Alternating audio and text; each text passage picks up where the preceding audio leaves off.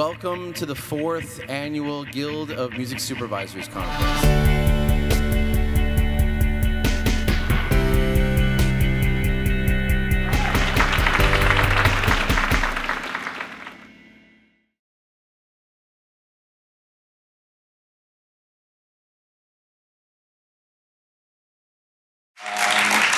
So we're going to try and cover a lot of ground here today. We're going to talk about pre-records and how they can help the music supervisor get that together. We're going to talk about temp music, my least favorite part of the job, source music review, and cue sheets. We're going to basically talk about everything from spotting notes to cue sheets here today.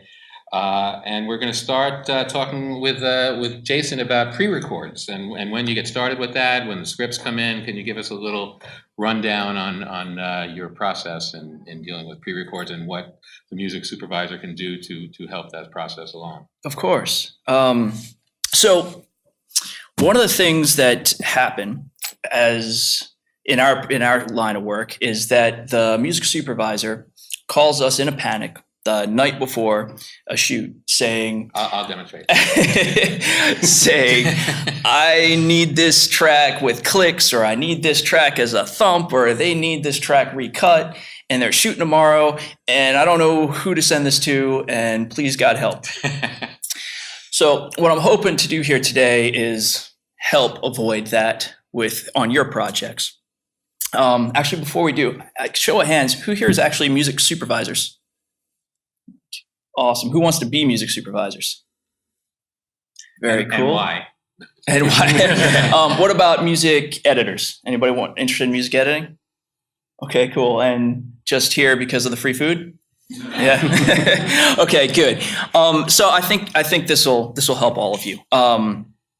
So if we could get our music supers and our music editors involved earlier in the process, talking together, every aspect of the process will become easier for everybody.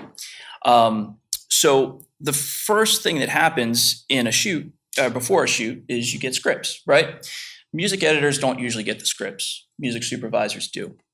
So as a music supervisor, when you're going through your script, if you see there's an on-camera dance, vocal, background music that's supposed to be played on set, anything that's going to be, something that you need to deliver to set, that first usually triggers a thought, oh, I got to start tracking this down. And that becomes a discussion between the directors and the producers.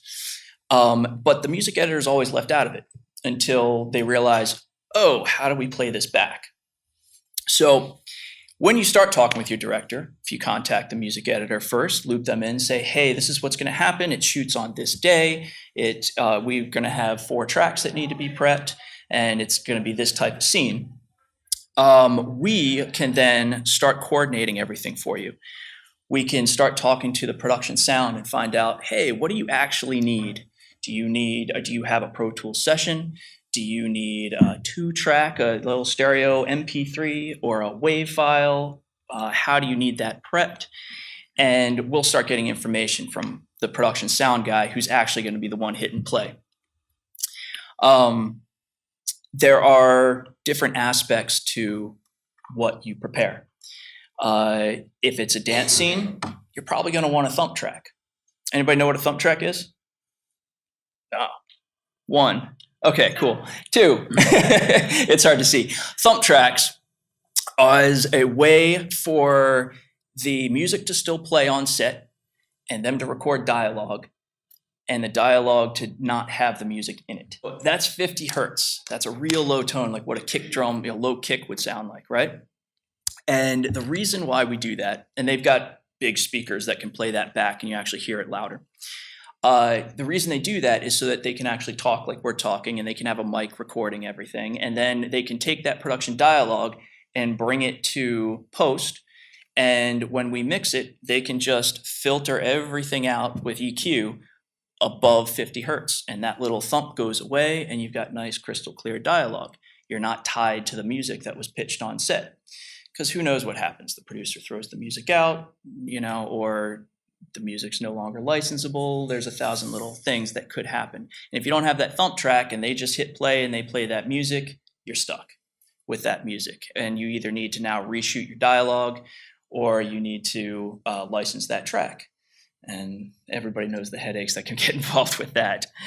The other way to prep a track, there might be clicks involved because you need people singing along, to clicks, or you need at least time being kept. And they might want tracks prepped with music on one side, clicks on the other, so that they can take a pan and they can go from one side to the other depending on, what they need on set for playback. All different things that as a music super, you don't need to really worry about. You want your music editor worrying about that. And for us, it's easy to prepare if we have the time. If we don't have the time, we get that last minute call, it becomes late nights and scrambles and who knows what actually gets to set. So involving early is always a good thing. The last point I want to make is if you can always insist on having a music representative on set. It can either be your music editor, it can be yourself as a music supervisor, it could be a producer that is in charge of music that your music supervisor has talked to. It makes a world of difference. I've run into several instances, and one just recently, where it was a simple a cappella performance on set. This guy just kind of humming a tune to himself. It was written in the script. We want this Latin song. The lyrics were in the script, and the music supervisor sent him the track. He learned the track. Everybody assumed it was great. Nobody went to set from music, and they shot it.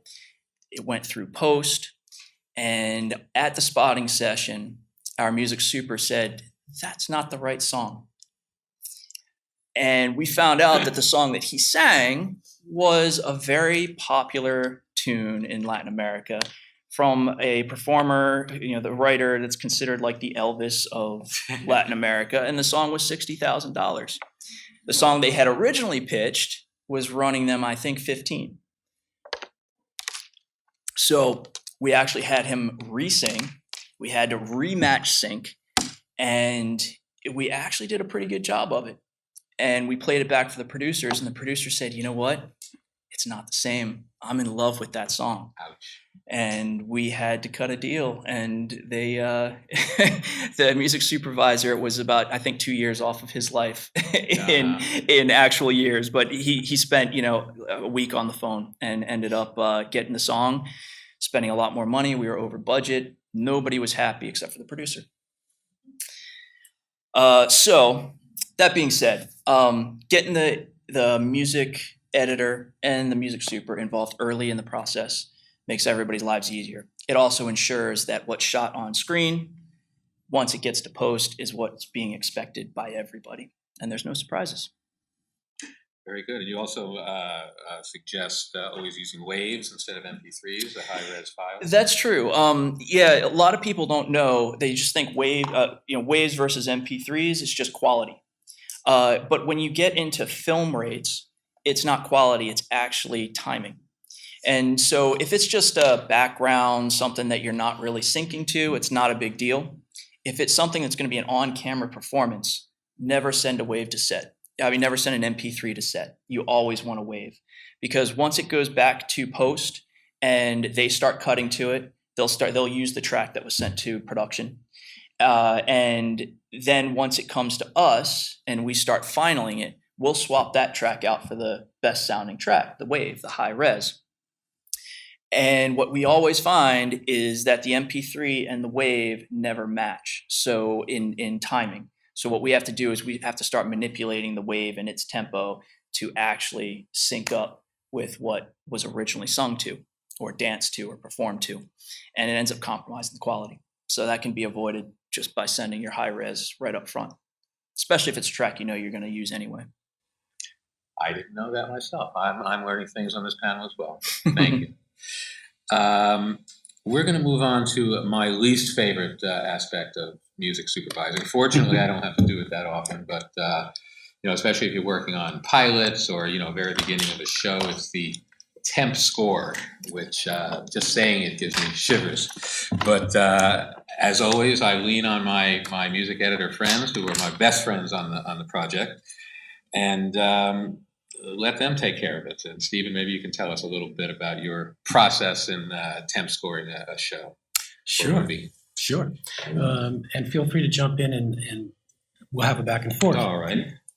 Anyway, thanks for having me, Gary. Thanks. And Thomas, thank you very much for the invitation. It's a pleasure to be here. The takeaway, the most important thing for me when I start to temp a film is having a creative partner. The worst thing for a music editor to happen for a music editor is to go in and watch the film, there's nothing there, and say to himself, what does the filmmaker want? What does the music supervisor want? Who's the music supervisor? What should I do? Help. That's where it starts. What should I do? Do they like orchestral score? Can we do that? Or do they hate anything with pizzicato in it? So quite often, I will pick up the phone and try to get my music supervisor on the show, to try to get them involved, because most often you've come on sometimes months earlier, or you've got relationships with the filmmakers, so you know what the sensibilities are. You know what that his or her direction might be. So while every project is different, filmmakers tend to kind of like the same music, and there seems to be a thread through their projects. So it's very important. It's really understated how important it is for music editors to have a creative partner that we can just call up at 11 o'clock at night and say, you know, I'm temping, and what do you think of this? So that's very important. And I think some music supervisors, when it comes to temp score, they just feel, well, that's the music editor's domain. And I'll send you over some scores. But really what would benefit the picture, benefit the project, and help us all get to yes much quicker is if we could team up early on and share information. In some instances, I might have a relationship with a director that I've been working with for 3 years, and there's a new music supervisor. And so the track record I have and the intelligence that I have from that filmmaker, I can pass on to you. And so you're not barking up the wrong tree, and we're not presenting options that we know the filmmaker just would hate out of the gate. So if there's one takeaway to music supervisors out there, it would be, please, we welcome your input. We really, really want your input. And it's invaluable to us to have a partner that we can get on the phone with, send a QuickTime to, say, hey, what do you think? And then we get to that delicate spot where we're ready to present something. And we've been going back and forth. We're not sure. So let's get some options. Discussions haven't been made about score yet. Can we use straight up orchestral score? Do they want just instrumental band tracks? Basically, I want the score to be the Beastie Boys. That's it. Can you get all the instrumental tracks? So it helps us, if we're partnered together, we can narrow the focus, and our pitches can be much more efficient and much more focused, and we can cover a lot more ground and not use up some valuable, what I call time with your director. Because you really only get, in the beginning, if you're new to film or a project, you get about 2 or 3 at-bats with the director. And if you don't get on base or hit a home run on some of the major scenes, they start to question, and their confidence may get shaken. So it's very important that we can talk and say, hey, what do you think? And that we come up with something that we feel good about. And then we're going in with our best foot forward to the filmmakers. It'll also help us pivot when we pitch something to a director. He or her loves it, and then we do a playback for the studio, and the studio says, what's that? We hate that. We're not doing that. Now we've got plan B, because we've been talking back and forth. We've got a plan A, we've got a plan B. And another very important part, I think, comes into this is you may be working with composers that you feel would be appropriate for the project. You might have a budget constraint. and or you might know there's just no money for an orchestral score. So we can then narrow the focus on the composer search. If there hasn't been a composer chosen or a list of candidates. So do you have any questions along I'm those just lines? curious, what with kind your of experience? library of scores that you have and how you pick from them. And again, there's like so many different directions you can go, and you might need a tensions piece here and a, melancholy piece here, and just how does that process work? It kind of boggles my mind to start from scratch and have to put a temp score together. Well, that's an excellent question, because really for most of us and for many supervisors, it might feel like a needle in a haystack. What do I do? Where do I go? For me, what I try to do first, if I've had conversations with the music super or the director, what I might try to do is find out how is the underscore, the temp score, supposed to function in this cut? How does it help tell the story that the filmmaker's trying to tell? Is this a drama? Are we trying to use score to underpin the emotional journey that the characters are on? Is this basically a Hollywood franchise action movie? Because if it is, then we're going to have one or two cues that are thoughtful, introspective, and the rest are going to be action cues and tension. So if I get, what I need to do is look at the cut, feel it, and then get a direction from the filmmakers to say, how do you want the score to function? Because we don't need to hit them over the head over and over and over with the same beat. Score should be a counterpoint to help tell the story, but also to be that other feeling or that other color that doesn't exist with source music. And source music is great because all of a sudden you get a chance to have some fun, right? You're in the picture. If it's a drama, you're going, oh, I'm so bummed out. I got this. And then the song comes on and go, oh, I love that song, right? So if I know that there's going to be 10 songs and I'm working with you and you're telling me, hey, Steve, we've got enough money to do this, that, or the other, but we've only got a small money for underscore, that's going to inform me as to a possible direction that I might want to go. So it's very important that we collaborate, that we partner, so we can be. We use a scalpel instead of an axe. And do you find that temp scoring is as necessary? I mean, it seems like the last couple of pilots I worked on, they just bring in a composer to start working on it as opposed to trying to temp score it. Is that the direction that it's going, or have you found that? I think it's case by case.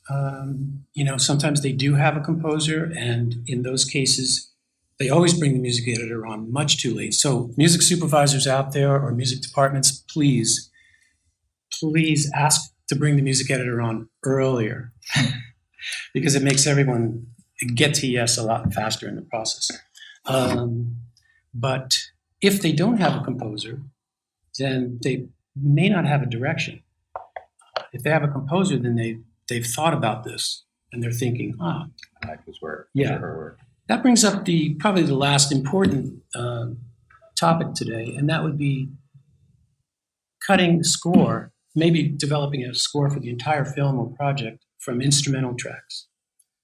So I work with the director, Joe Carnahan. The movie's called Stretch. It has a cast of cameos in it. It stars Patrick Wilson, Ed Helms, and Joe's idea was to use an artist named Johnny Jewell to basically score the action sequences, the comedy action sequences. And we had another composer who was hired, Ludwig Göransson, to do the stuff that was very scory, that wasn't just 4/4 groove that didn't do anything, that needed to hit beats. But basically I got a track from Johnny Jewell and sat down with the director, Joe, and he said, I wanted to start here, here, here, and we had to craft it and cut it so when he went into the restaurant, it could come down and then come back up. It was much longer than what you saw there. The rest of it was, I got stems from Ludwig Göransson, so I had split drums, split bass, split guitar, split keyboards, basically, split percussion, and just started to put pieces and see what tempos were hitting the picture. And that's essentially it. When you have those kind of elements as a music editor, you can really make it work and shine like that. It did. Very nice. We're going to move on to song reviews and how to pitch your songs for the music editor. I mean, generally, the process is, we'll have a spotting session where we all kind of sit down, the music editor, the composer, the music supervisor, producer, sometimes a director and writer.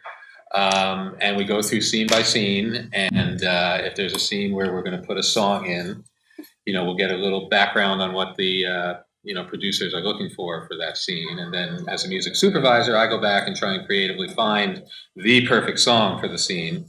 And at that point, I will send it to the music editor to make them look beautifully.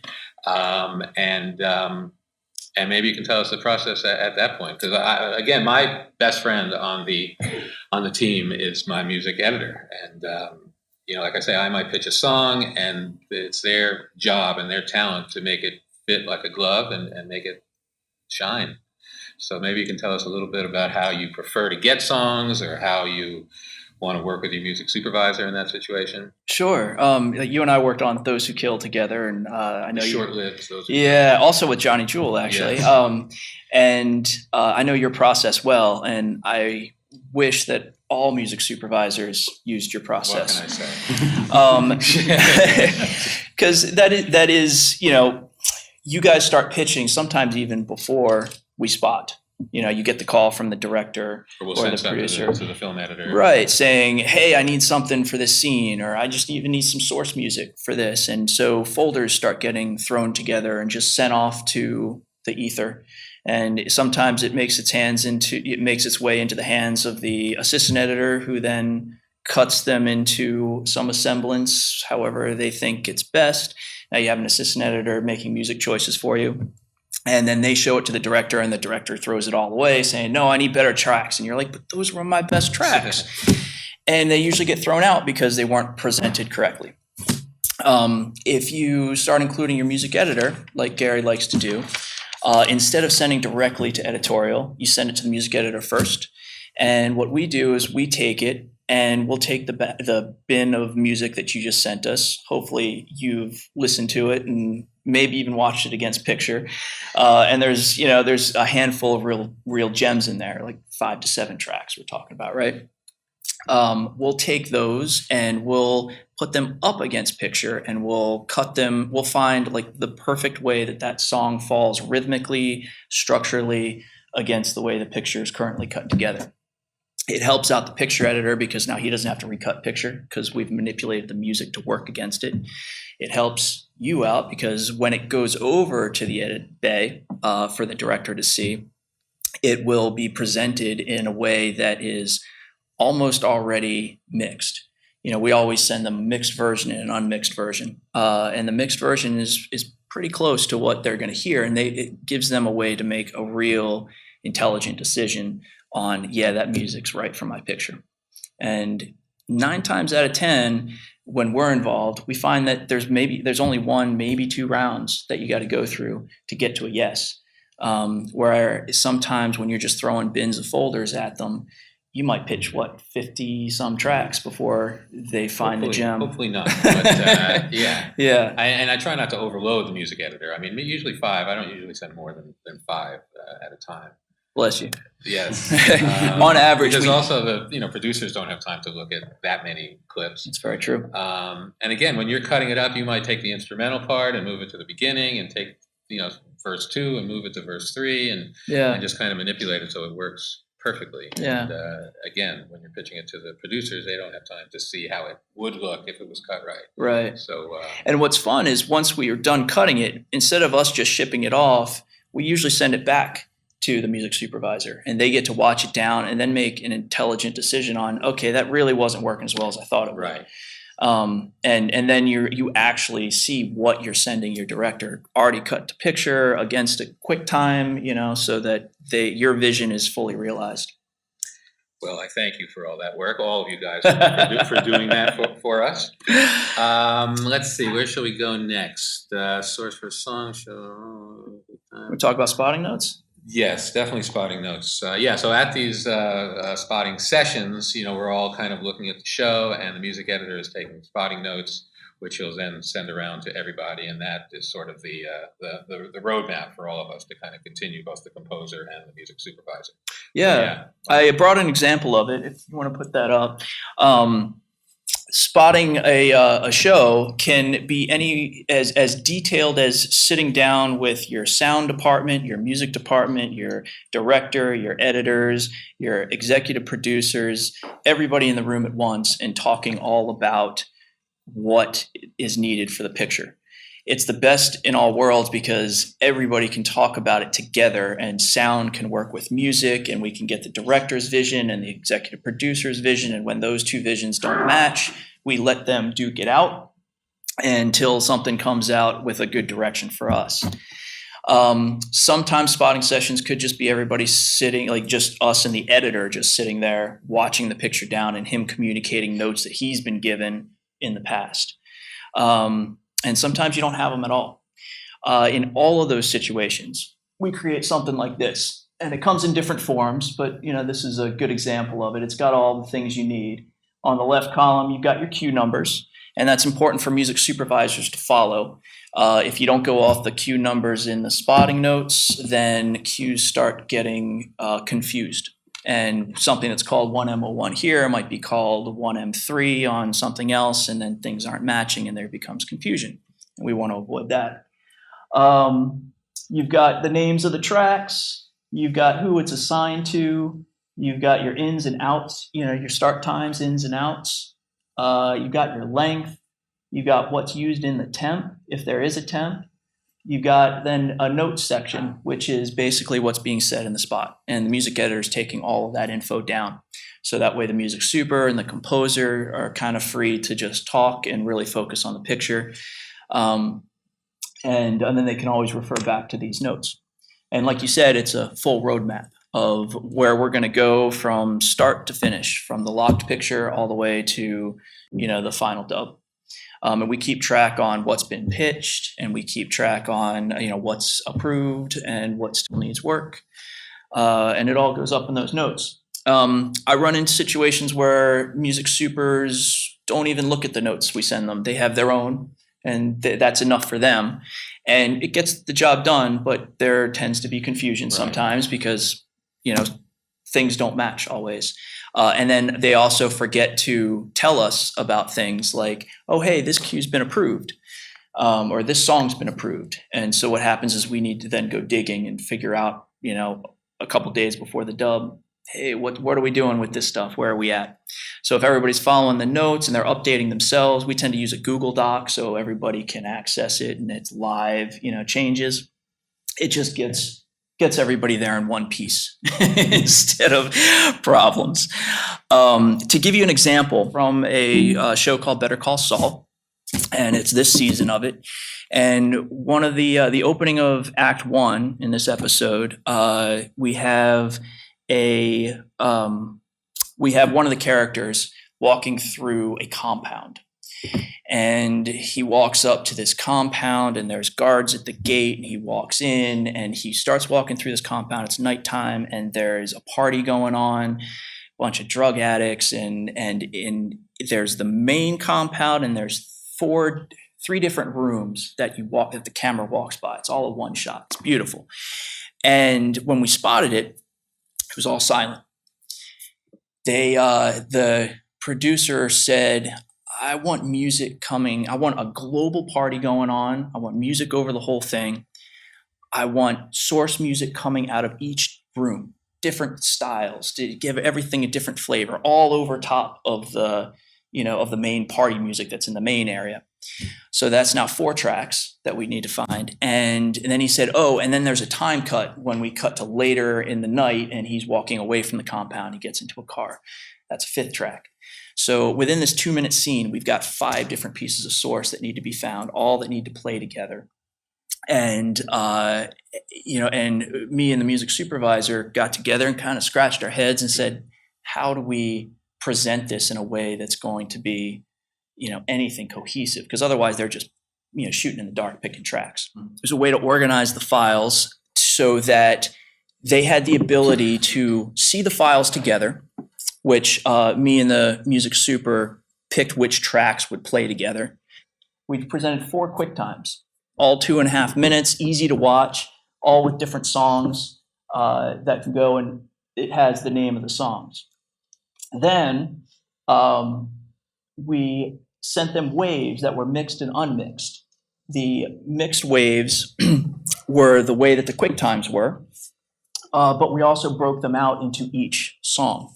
So that way, if they decided, oh, I like that song from this quick time and I like that song from this quick time, how would that sound together? Instead of them coming back to us, we gave them the ability for the editor to lay it in and play it, but it's already been mixed, so they don't have to worry about the different source treatments on it. Mm-hmm. So the final chapter in the music editor story, and one of the most important aspects, is the creation of the cue sheets, which is extremely important to the songwriters and the composers. One little misspelling on the cue sheet could cost someone a lot of money that they're not going to receive because it's misspelled. But Michael can explain his process of putting the cue sheets together and what he needs from the music supervisors and the importance of the cue sheet. Absolutely. Michael. First thing I want to say is $1.2 billion annually. $1.2 billion. That is how much ASCAP and BMI alone collect, not overall, just for their audio-visual writers and publishers. That's a lot of money that is distributed to the people who are creating this music that we see in all of these media. So it's extremely important for their well-being and for their livelihood that licenses and performing rights cue sheets are entered correctly. Normally that's the job of the music editor, but you may, as music supervisors or as composers, have to do it yourself. And so I want to just point out a couple of things that are very important to make sure that you do so that these are registered correctly and so that the people who deserve the money get it. One thing you may run into sometimes is you're on a production and a producer will say, well, I can't put a cue sheet together. I don't want to do that because I don't want to have to be responsible for paying all these people. They're not. When you have a music cue sheet put together and that production turns it over to the PROs, the performing rights organizations, they're done. They don't have any more financial responsibility because a cue sheet is based on the rebroadcast or the original broadcast of this material. So it's the networks and those people who are responsible for paying. Most of the major networks and cable companies, they have a blanket license. So they pay X amount of money to BMI and ASCAP every year to use any piece of music from the writers in their catalog. And then it's calculated through the performing rights organizations through some very convoluted and mystifying mathematical processes as to who gets what. But residuals are paid out on broadcast television, cable television, streaming. Obviously, the big ones, Amazon, Hulu, and Netflix, but also they have begun to have contracts with Facebook as well as YouTube. So those mediums and foreign theatrical. Residuals are not paid out to writers and publishers for U.S. theatrical releases, but in other countries, they are paid out from those theatrical releases. So that is money that's also collected. ASCAP says that 1/3 of their money that they collect for their writers and AV producers comes from foreign markets, playing on foreign television and foreign theatrical. One thing that will help, what music supervisors can do, is make sure that they try to gather this information as early as possible in the process.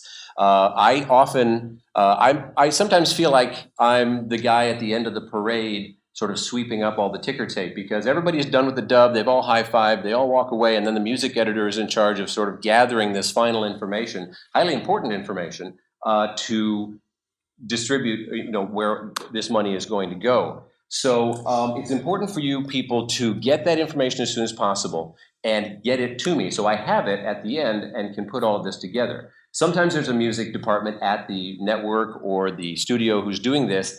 Other times, if you're on a low-budget project, it may be your responsibility to gather this from the licensing people.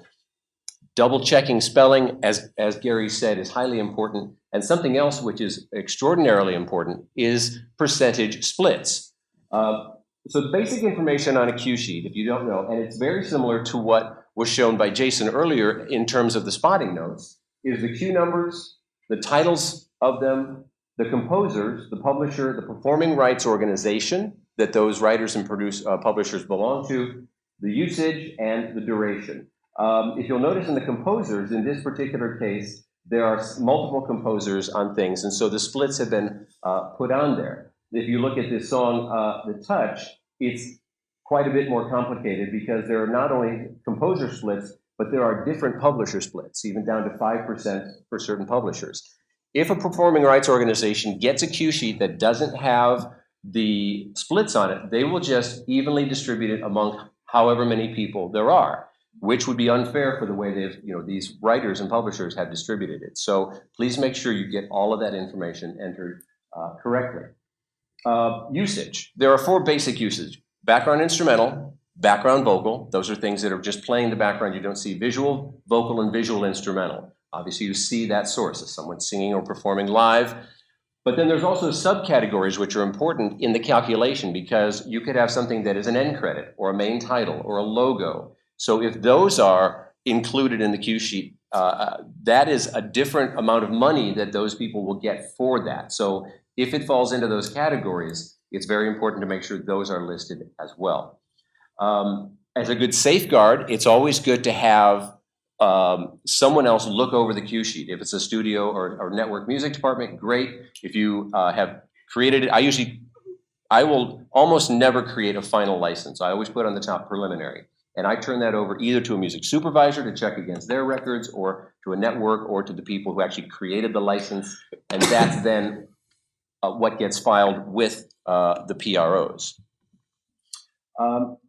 Things that are very important to have in a music license and a music cue sheet is every bit of music. You think about, okay, we got the songs, we got the underscore, that sort of stuff. But humming, whistling, any sort of music that happens in there needs to be notated. I had a situation on a film where an actor decided that during a shower scene or whatever, they would whistle a tune for a short period of time.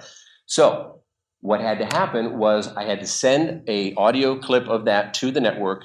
They sent that to a musicologist who then generated a 5 or 8 page document saying exactly what the possibilities of this tune could have been by going, here's the first 2 notes and their relationship is this. Well, you had the 3rd note, now it could be this tune. You had the 4th note, now it's changed to this tune. Ultimately, in the end, it was nothing. But they had to go through the process because of the potential for litigation. If you run into a situation where you have humming or singing or something where it's just sort of backgroundish and you don't have any real named source, you simply put indeterminate or I can't remember the other term, but indeterminate whistling or indeterminate humming. And that's how it can be listed on a cue sheet. The unsung The heroes. music editor heroes, thank you so much for doing Thank you. this. Thank you all for listening. And power to the Guild of Music Supervisors. Yeah.